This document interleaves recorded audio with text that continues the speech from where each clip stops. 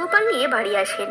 আর তখনই তার ছেলে গোলু ঘরে আসেন আর মাকে জিজ্ঞাসা করেন, মা ইনি কে? তখন মা বলেন, ইনি ভগবান, ইনি আমাদের মালিক। তারপর থেকেই বাড়িতে যখনই কিছু নতুন খাবার রান্না হতো তখনই সর্বপ্রথম লালা গোপালকে ভোগ দেওয়া হতো।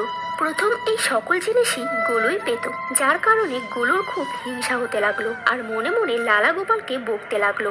একদিন গোলুর মাতা কাজে যাবার সময় গোলুকে বলল, গোলু যমুনা থেকে কলসি ভরে জল এনে রাখবে। যখন গোলু জল ভরতে যাচ্ছিল তখন যেতে যেতে লালা গোপালকে বলল, খাবার সময় তো সবার আগেই থাকো, কিন্তু কাজের সময় যে আমাকেই করতে হয়। যদি এখানে থাকতে চাও তাহলে কাজ করো। আর এটা বলে গোলু যমুনার থেকে জল ভরার জন্য চলে যায়।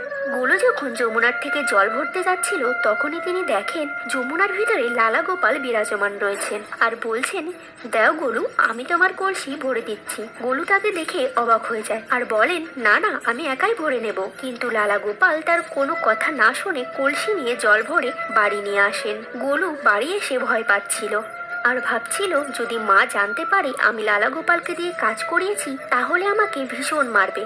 মা বাড়ি এসে লালা গোপালকে ভিজে কাপড়ে দেখেন আর রেগে গিয়ে গোলুকে বলেন, গোলু এটা নিশ্চয়ই তুমিই করেছো, নিশ্চয়ই তুমি লালা গোপালের উপর জল ঢেলে দিয়েছো। গোলু তার মাকে বোঝানোর চেষ্টা করলো, তবে মা তাকে বকে চুপ করিয়ে দেয় আর গোপালের ভিজা বস্ত্র পাল্টাতে থাকে। পরের দিন যখন মা গোলুকে আটা মাখতে বলেন তখন লালা গোপালও আটা মাখতে শুরু করেন আর মা গোপালের বস্ত্রের উপর আটা দেখে আবারও গোলুকে বকাঝকা শুরু করে আর বলে, আমি তোমাকে বলেছি না ইনি আমাদের ভগবান, তুমি ভগবানের সঙ্গে শয়তানি করছো, আজ তুমি আবারও ইনার গায়ে আটা ফেলেছো। তখন গোলু বলতে থাকে, না মা, আমি কোনো শয়তানি করিনি, ইনি তো আমার হাত থেকে আটা নিয়ে নিজেই মেখে নিয়েছে।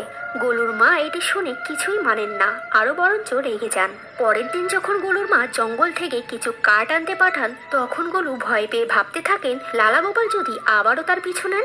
আর এটা ভেবেই গোলু তার মাকে বলেন, মা আমি তো যাব, তবে তোমার লালা গোপালকে বলে দিও সে যেন আমার পিছু না নেয়। মা হাসতে হাসতে বলেন, ঠিক আছে বলে দেব, তুমি যাও। গোলু কুঠারি নিয়ে জঙ্গলে চলে যান, তার মাও কাজে চলে যান। তবে তার মা সেদিন তাড়াতাড়ি বাড়ি ফিরে আসেন আর দেখেন লালা গোপাল তার সিংহাসনে নেই। তখন গোলুর মাতা ঘাবড়ে যান আর ভাবেন নিশ্চয়ই গোলুর কোনো শয়তানি। তখন মাতা দ্রুত জঙ্গলের দিকে যান আর দেখেন গোলুর সঙ্গে এক ব্যক্তি কাঠ নিয়ে বাড়ি আসছেন। গোলুর মা এটি দেখে অবাক হয়ে যান আর দেখেন এ যে আমাদের লালা গোপাল, এর মানে গোলু সব ঠিকই বলেছিল। তখন মা দ্রুত গোপালের কাছে যান এবং তার হাতের কাঠের টুকরোগুলি নিয়ে তার চরণ জড়িয়ে ধরে কাঁদতে কাঁদতে বলেন, প্রভু আপনি এই হতভাগ্য গরিবের কাজ কেন করছেন?